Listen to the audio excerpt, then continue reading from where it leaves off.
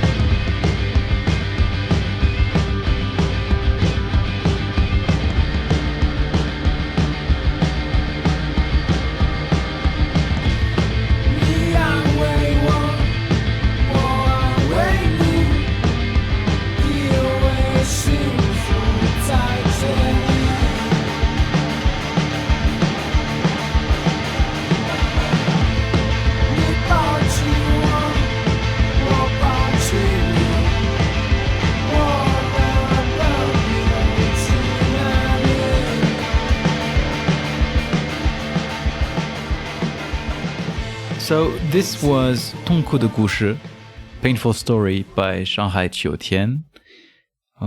It's the first track on the second half of the album. Will, do you want to... Well, not the second half, actually, second EP. Will, do you want to talk about the album itself? So this is the latest album from the band, entitled Love You. And it is separated into 4 different EPs, I guess you could say. Mm-hmm. 27 songs, over an hour and 20 minutes. They pretty much just put everything they had into this album. And so each EP is kind of has its own color theme, which kind of dictates the tone of each quarter of the album. And this track kind of kicks off, as you said, kicks off the second part of the album, which kind of, in my estimation, goes into more of a classical, math rock, jangly kind of emo mode. I mean, this band has gone to hell and back over the past few years. This band is led by two expats, one from Switzerland, the other from the Basque region. And they've been, this band has been kind of fermenting for, I guess, around almost 10 years now. And it's one of those bands that have particularly a band that, is led by expats that has kind of broke through in a big way over the past few years, really gaining so much traction with Chinese audiences. And as you notice on this song, they sing in Chinese as well as various other languages on this album. They have this very sincere approach to their music, I feel. It's very much like, we are here for the music. We're not trying to be swayed by, trends or anything. And it's a very pure way they kind of approach their craft, I suppose. And I know it hasn't been easy for them. I think you're right when you're talking about sincerity. Even like the first track on the album is called "You Can't Kill the Music," and I think the album does come off a period of reflection for the band, but where they are in their project, in which direction they're going in, and as well, I think it also stems from their situation as being foreigners performing in China, being centered in China. Yeah, all the kind of red tape or just barriers that come with that.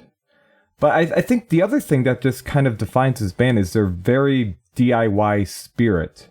They don't really like to get tied down to labels or anything, and they do all these releases that they put out have been done.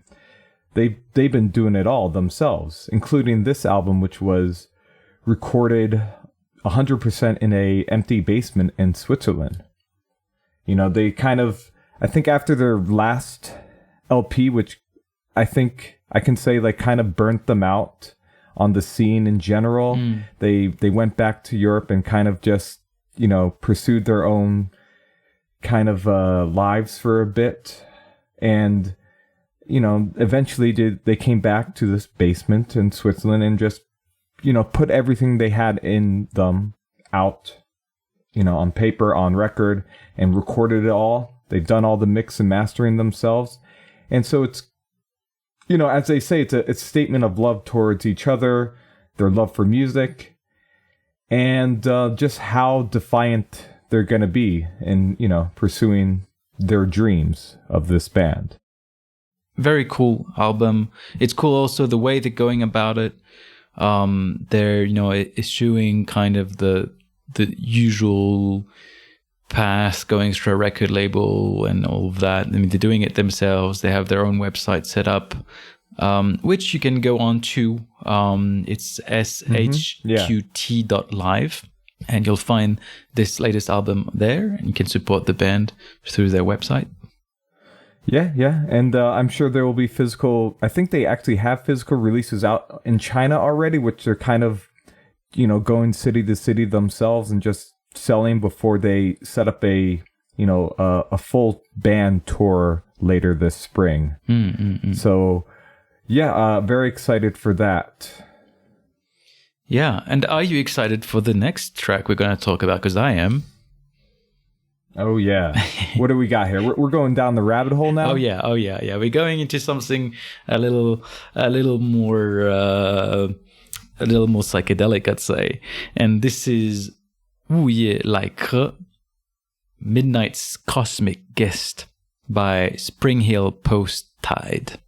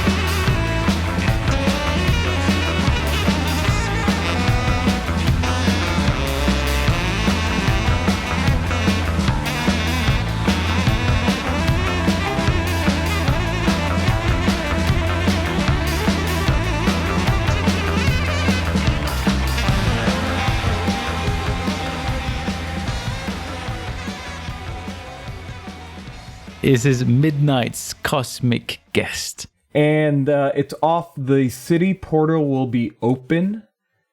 This is from the Wuhan psychedelic band, Spring Hill Post Tide. A band I've been gracious enough to see a few times perform live. And this album is it's great. It feels like a new chapter for the band. And I think, as they say, this album kind of came about with them kind of embracing the improvisational spirit of psychedelic music full on, and just really, just as we said, just jumping down the rabbit hole and finding their footing within there. Because they got back to us when we asked them a little bit about the album and the track. Oh my God, yeah. And so much to dig through with what they gave us back there. They were very generous, and I really appreciated, that they share how much they've David A. Hardy, the kind of a space art of that. Mm-hmm. They mentioned a famous freehand, what would you call that, brushwork painter, Zhang Dai Qian. They mentioned people around them, like different managers. They're working with other bands as well that are working with them, and the setting of where they actually went and recorded. But I did want to mention the track itself that we just listened to. I thought it's hilarious. It's divided in 4 different parts, and telling absurd stories. So what they told us, it's about an agent being shot, a UFO collecting human samples, being possessed by a deity during a jungle temple adventure, and being chased by a demon during interstellar travel. So, a lot of it is happening in there, besides just the music itself being fantastic.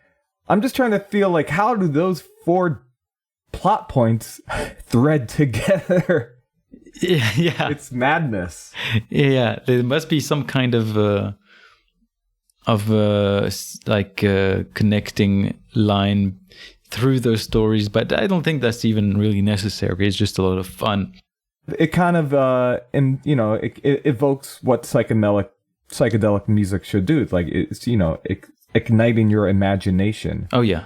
I mean, as they mentioned, a lot of his inspirations came from just being kicked out of class in Chinese school, and as you're just sitting in the hallway staring into nothing, your mind just wanders and just comes up with just this imaginative playground that you get lost in. Yeah. I think boredom is a very strong catalyst for imagination. So having places to yourself, and I think they also mentioned that they were recording in Yiwu, and in a setting where a lot of nature was readily available.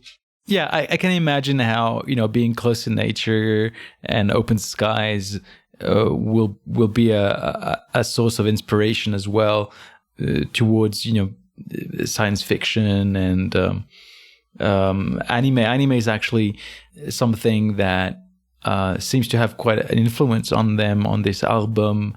They mention Pat Labor too as one of their influences, and I always, when I hear this kind of jazz, psychedelic jazz, I'm always reminded of Cowboy Bebop, although I know a lot of different animes also have that kind of music going on, so very cool stuff. And I guess we should mention as well that the album is coming out from a record label called Ziran Youyi, so Natural Friendship. You might want to say a thing or two about the label. It's been going for a couple of years now. I'm not 100% positive, but I think it was kind of spearheaded by some of the guys from Omnipotent Youth Society. But very excited that they're picking up a lot of really good acts, particularly like in the world music or psychedelic folk kind of realm of things. And so that'll be coming out physically on that label, and internationally, it'll be released with WV Sorcerer, Right. a label we've talked about plenty of times before. And so that should be, I think, in the beginning of spring. So yeah, you have that to look forward to. Neat. And so, talking about an anime feel, let's move on to 旧日的排队. Yeah, Aiza's Piper. It's their English translation. Right. This is 篝火日 Bonfire Day.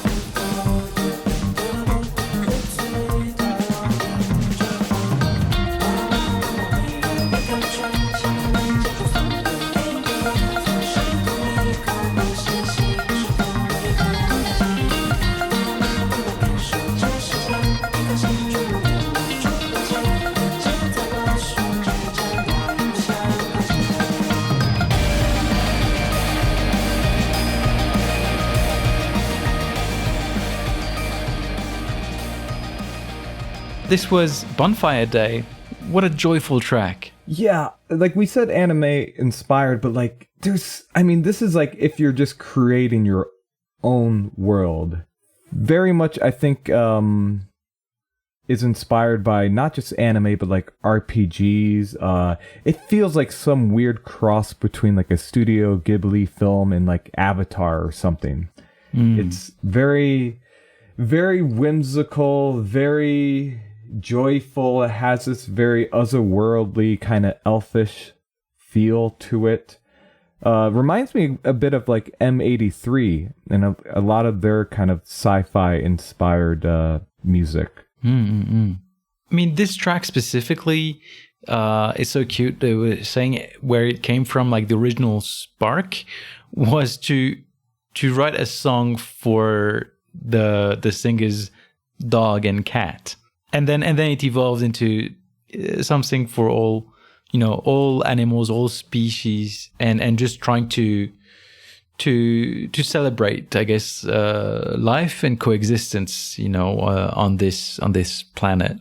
And I think that does come across. So basically, this new EP that dropped, I believe, on the first day of the year, the kind of concept behind it, the story idea behind it is that it's about, this every album there kind of follows this particular as a character who's kind of just wandering the various planets or these imaginary worlds, and this one kind of is centered around celebrations, festivals, and holidays, if you will. And the idea of like rebirth and, starting anew again, which I guess makes sense because it dropped on the first day of this year. Yeah, that tracks. But yeah, I just love how like everything there's so much attention to detail with this band. The aesthetics of it, the illustrations, the creator, Joe Igor, he kind of builds, costumes for each release they do, just full on costume that they'll wear at the shows they do. But also it's just there's so many different styles going into these tracks. You have your kind of shoegaze elements. This track in particular, there's a bit of a reggae, and then at the end, bagpipes and banjo come in to really give it a Celtic kind of edge. It's very joyful music to me. Yeah, and I enjoy their DIY kind of approach as well. It kind of applies to all aspects of their music, you know. The banjo that appears, it's apparently his own like electric banjo that he constructed himself.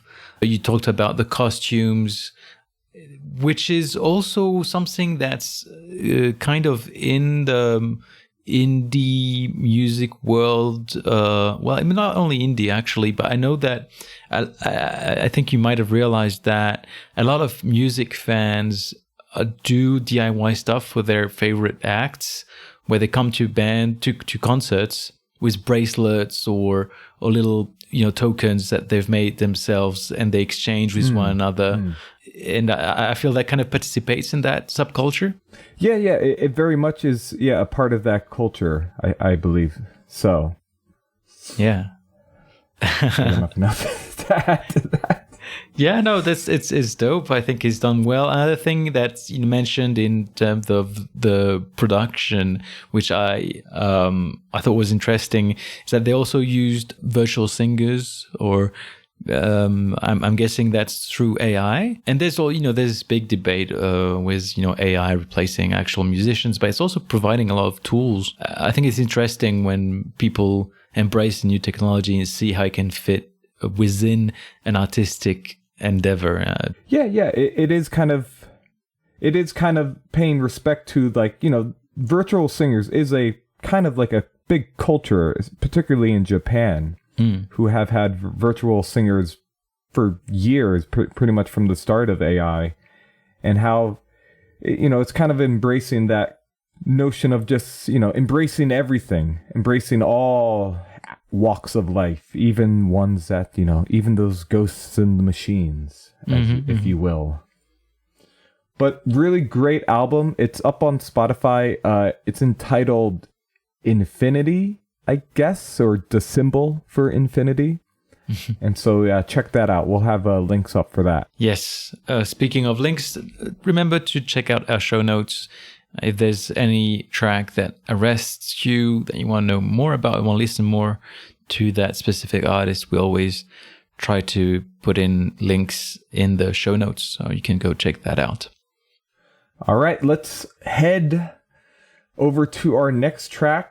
This is from another long-standing band, Railway Suicide Train.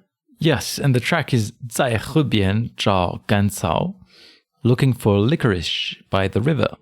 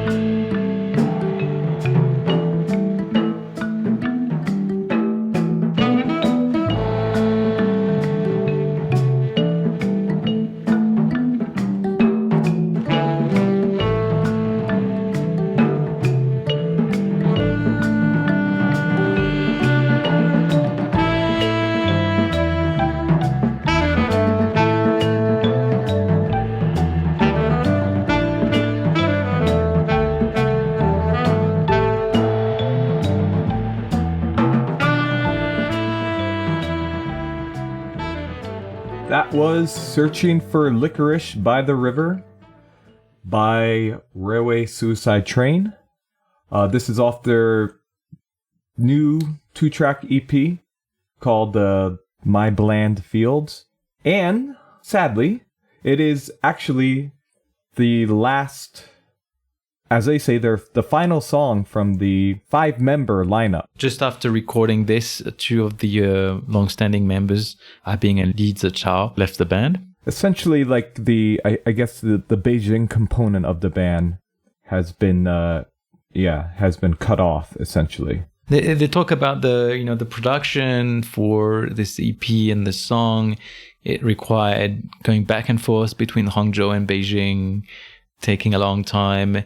And I think, it's probably, I guess that by the time they already knew that this part of the project of Railway Suicide Train was coming to an end, it comes across in this track of, I don't know, like, it's taking its time because maybe it doesn't want to get to the end, something like that. I like that. Yeah, that take on it. It is a very patient track. It doesn't rush through its motions. It kind of sits there and just slowly ripples outwards. They also gave us a really interesting kind of liner note about the name of this song. So the final name that they went with was Looking for Licorice by the River. But they had originally two other options, one was Doraemon's Troublesome Time, and the other one was Daddy Longlegs, a 2009 movie by the Safdie brothers. Was also an option, that title of the Safdie brothers movie. Do you think maybe? You go. Sorry, what were you gonna say? I was gonna say maybe you can introduce a little bit more about the band. Yeah, exactly. I was gonna say because this is a band whose back catalog is just wonderful. They've kind of gone through some different evolutions over the year. But at the moment, it's very much like a folk psychedelic project, I feel. Lots of just really organic, very, very tangible, I don't know. It's hard to kind of describe, but very scenic music that, it has a bit of avant-garde jazz to it, has a bit of that, it can get more feverish, psychedelic, very poetic, very melancholic. They're one of the more highly regarded bands in the indie world. And whenever they come out with something new, it's always different and it's always mesmerizing. And so, it's really fun to just kind of dig into their catalog and see, what they've done over the years. Everything's kind of in a completely different hue. And it's been fun to watch them stretch out their arms musically over the years. And they're planning some gigs after Chinese New Year, so I guess they're going to be on the road in March. Already happened. They already have. They some said gigs? In March. Well, after Spring Festival, so Oh, okay.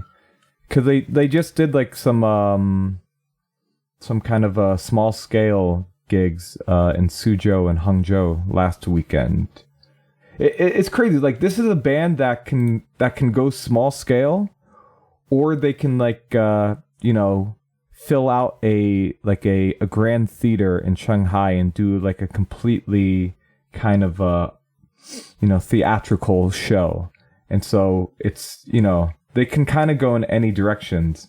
One of the main guys in this band, Shenju, he's also one of the best, I would say, producers in the indie world. And so I think lots of bands have not replicated, but have just have been elevated just by his presence in in the studio, rather in the producer side of things. And he really knows how to get a sound that feels very much alive, very much tangible, very textual. Very nice. Very nice. And I guess this episode we're going to finish with a legacy band, aren't we? Oh, yeah.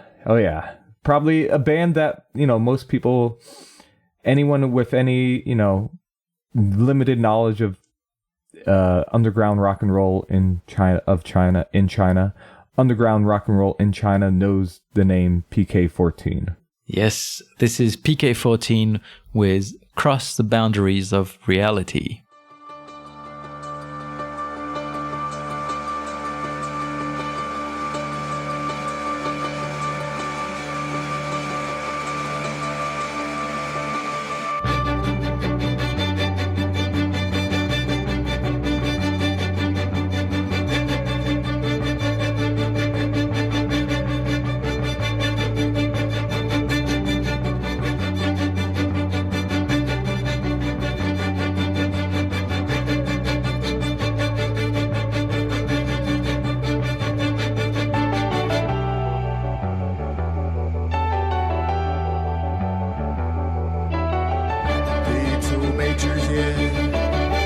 交到我们的手上，就这样否定了我们的世界，并且粉碎了所有超现实的想象。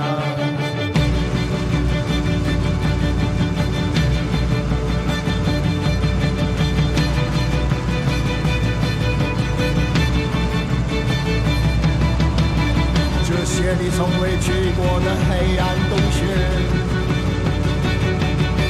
这些你从未见过的恐惧，在人群中蔓延。 PK14 out of their latest album Appearances, and that was released by a new record label which I hadn't heard of called Share the Obstacles, Beijing-based music label apparently. Yeah, it's run in part by Yang Haisong, who is the frontman of PK14, dubbed the post-punk godfather of, Chinese rock and roll. And this album is a huge departure for the band, who's, very much known for their very barbed, very frenzied, very urgent post-punk sound. Maybe you should mention first what PK14 stands for, because I only recently found out, to my extreme surprise.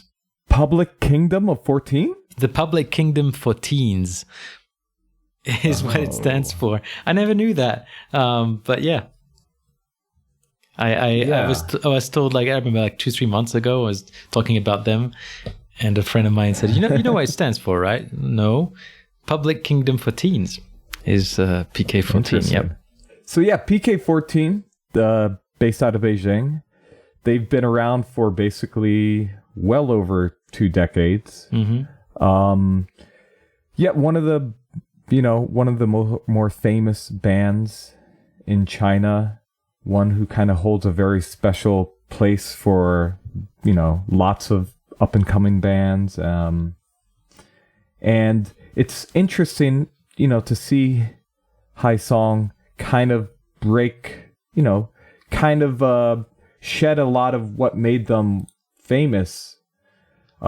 Shed their raw, cold skin for something a bit more free and a bit softer. It's really it's jarring, but it's also, I find it quite revealing, and I kind of appreciate how he's leaning into his, more philosophical, more lyrical kind of a bent here. Yeah, and I don't know how much that has to do with the band members' evolution. I mean, they're not as young as they used to be. That's always a factor. It might also have something to do with, because this it's not released with Maybe Mars, which is, Yang Haisong. The band used to be Maybe Mars. The Yang Haisong always had a very central role in that record label in picking the bands and producing. Exactly, kind of inspired a whole post-punk kind of generation in China, and so maybe a part of it is just like they're kind of not regretful, but just like kind of over this post-punk sound, and they just want to they're excited and curious about exploring other sonic realms. Yeah, it's always wonderful to me to see artists willing to go out of their comfort zone and challenge themselves to something different, and I think it's the right moment to do that for them as well. Their last album came out in 2018, so they've had time to think about that and work on a new direction, a new sound. Yeah, it's very, very cool stuff, and you still have his very distinctive voice. It's a bit more melancholic here, but it's still so it really is like coming home to an old friend. So you can find 2 of the tracks up on the Bandcamp. Physical releases are out here in China, and you can buy the album digitally on Chinese streaming platforms. which probably means, the physical release is going to be out very soon on international platforms. But yeah, keep an eye out for that. Absolutely. So I think we had an excellent batch here on our first episode for 2026. Yeah, that's it sounds like a really good start for the year. Yeah. I think now we're firmly in 2026 now. I don't think there's anything left over from 2025 we need to dig up next time around. And I'm already excited for the new year. There's going to be lots of good stuff coming out.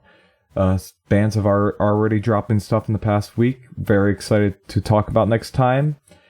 And we're happy to be entering, I guess this is season 3, right? Sure. Yep. It's definitely season 3. Third time's the charm. Right on. Yeah, and I mean, Chinese New Year is coming up in a month from now. There's probably going to be a few weeks in February where maybe not that much going to happen. But I do think that at least for the next couple of weeks, there's going to be new stuff released.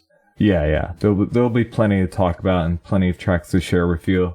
We got lots of things in store for you guys, and we're just excited to be back here. Yeah, and also, let us know. Like, we dropped a few special episodes. I don't know if you guys have had time to go and listen to them. We did one recap on the whole year, and there was our adventures in Shanghai. If you enjoyed that episode, let us know. We might do another one soon. I mean, Will needs to go and check out Chengdu. This is true, guys. This is true. But yeah, reach out, guys. If anyone's coming to China to visit and you're looking for shows to go to, just reach out to us, email us, hit us up, and I'm pretty sure we'd be happy to point you in the right direction. Well, definitely happy to put you in the right direction. You're hedging your bets there, buddy. Yeah, write us, and we'll share some tips and tricks for China's music scene. Well, thanks again, guys, for joining us at the Live China Music Podcast. Until next time, rock on.